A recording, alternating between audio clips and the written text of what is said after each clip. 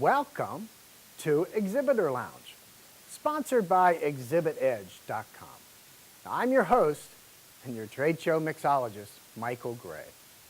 Here, each week, you receive simple, practical, and proven tips to improve your trade show marketing strategy and get better results while maximizing your budget. Okay, so I promised last week to talk about what goes into the exhibit budget. Now, when Exhibit Edge looks at a new exhibit budget that you provide, we have to include the following items.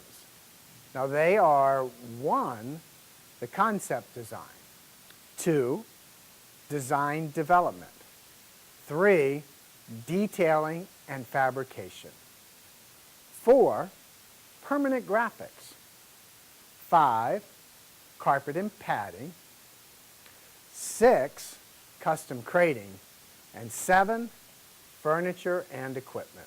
Now, it's important that you look at your budget knowing all these elements will be factored into the cost. Once we know what you want through the discovery and information phase, we will then proceed with a concept design. Now, the concept design can be in many forms and is usually determined by the type of relationship the display house has with the exhibitor. In other words, is this a competitive RFP, or is this a working relationship with your exhibit house, which is your current provider? Now, you may also be a provider pre-chosen before the design process through an RFI.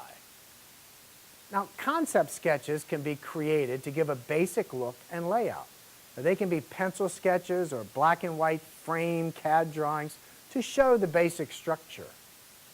These can be done relatively quickly and inexpensively to identify the overall feel of the exhibit.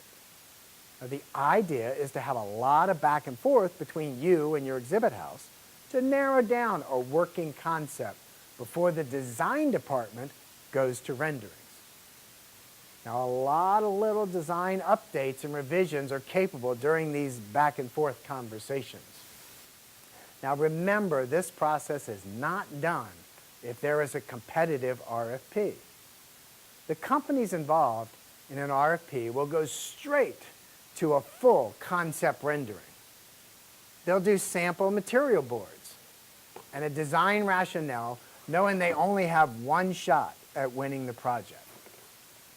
Now, there are advantages and disadvantages to each. The advantage of a competitive RFP is that you get different exhibit concept ideas. The disadvantage is that you have less say in the design development process. Well, either way, the design development usually ends up with a full color exhibit rendering with different views. Now, there are usually 3 or 4 different views of the exhibit. They're given names like front view, back view, perspective view, which is kind of a front corner view with a little tilt to it, so that you can see as many of the exhibit components as possible. All right, now another common view is the top view, which is often referred to as the bird's eye view for obvious reasons. Now, other design drawings will include the different types of exhibit sizes that are capable of being used in the same exhibit components. Now, let's say you're looking for a 20 by 20 exhibit size. From that 20 by 20, you may be able to get a 10 by 30, a 10 by 20, and a 10 by 10 configuration from all the same exhibit components. So you can see that a lot goes into the concept design and the design development phase. This phase is a major cost to an exhibit company that can be anywhere from $1,000 to $5,000, just in the hopes of winning a new client exhibit. So you can see how important it is to be as detailed and comprehensive as possible in the discovery and information phase of the exhibit creation process. Now, the information you provide is crucial to the outcome of the exhibit design.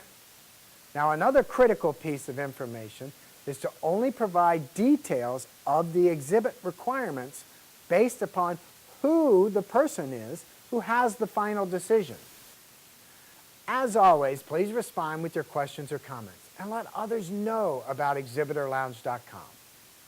Hey, we'll see you next week. Until then, I'm your host, Michael Gray, telling you, relax in the Exhibitor Lounge.